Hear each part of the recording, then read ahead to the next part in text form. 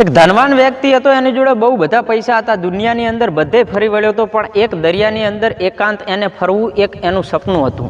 અને ભગવાન ઈશ્વર અને રામને બહુ માનતો, બહુ રટણ કરતો. એટલે એની એક સરસ મજાની હોડી બનાવરાઈ, 1 મહિનાનો સામાન લીધો અને એની સેફટી માટે જે કાંઈ લેવાનું હતું એ લઈ અને હોડી લઈને નીકળી પડ્યો. પહેલો શરૂઆતમાં નીકળ્યો એટલે આજુબાજુમાં સરસ મજાનો નજારો દેખાતો હતો. એમ કરતાં કરતાં થોડો દૂર જઈ અને મધદરિયે પહોંચી ગયો. એટલે મધદરિયે ગયા પછી એને પાણી સિવાય બીજું કાંઈ જોવા ન મળ્યું.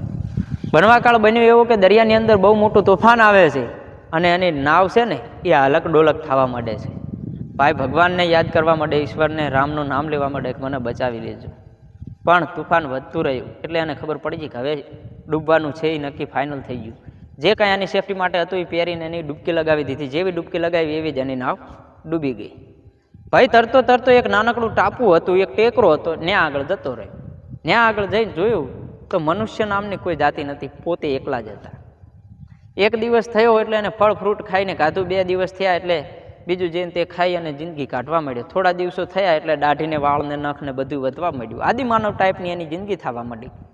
પછી ભાઈ બહુ કંટાળી ગયો, ભગવાનને યાદ કરે, હે ભગવાન, હે ઈશ્વર, હે રામ, મને આવીને બચાવી લો. દિવસો વધતા ગયા, કન્ડિશન ખરાબ થતી જઈ. ભગવાન ઉપરથી વિશ્વાસ ઉઠવા માંડ્યો. હે ભગવાન, મેં તારી આટલી બધી ભક્તિ કરી, તું મને બચાવતો નથી, તું કેવો ભગવાન છે? ભગવાન ઉપરથી વિશ્વાસ ઉઠી ગયો, ભગવાનને રટવાનું છોડી મેલ્યું. પછી એને વિચાર કર્યો કે હવે મારો અંત થશે તો અહીંયા થશે, બાકી થવાનો નથી. માલ મિલકત બધું ગયું પાણીમાં.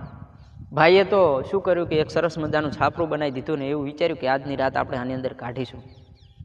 બનવાકાળ બને છે એવું કે છાપરું બનાવી અને છાપરામાંથી બહાર નીકળે છે ને એક કડાકેદાર વીજળી માથે પડે છે અને છાપરું બળી અને હળગવા માંડે છે.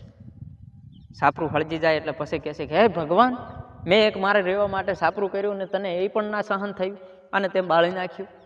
એવી રીતે કરતો હતો ને પછી વીજળીથી બારે નીકળ્યો અને બારે કિનારે બેઠો હતો અને એક નાવ આવી, હોડી આવી, બહુ સ્પીડથી આવી અને સીધી આવીને ઊભું રાખ્યું કે તમે કાંઈ મુસીબતમાં છો? તો કે હા, હું બહુ મુસીબતમાં છું. કે અમને ખબર હતી એટલે તો અમે તમને બચાવવા આવ્યા. કે તમને કેવી રીતે ખબર?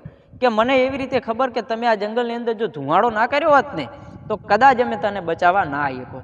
ઘૂંટણે પડી ગયો, ભગવાનની માફી માંગવા માંડ્યો કે હે ભગવાન, મને નથી ખબર કે તે વીજળી પાડી અને આ ઝૂંપડું હળગાવ્યું અને જે ધમાડો થયો એના કારણે થઈને હું બચી ગયો. મિત્રો, ભગવાન કોઈ પણ રૂપ ઉપર આવી અને તમને બચાવી લેશે. એટલે ક્યારેય અત્યારના લોકો તો શું કરે છે કે એક માનતા પૂરી ના થાય તો સીધા ભગવાનને જ બદલી નાખે છે. વિડીયોની અંદરથી શું શીખવા મળ્યું એ કોમેન્ટમાં કહેજો. અને વિડીયો સારો લાગ્યો હોય તો લાઇક અને શેર કરી નાખજો. ને વધુ આવા વિડીયો જોવા માંગતા હોય તો અત્યારે જ એમ્બી રાવલને ફોલો કરી નાખો.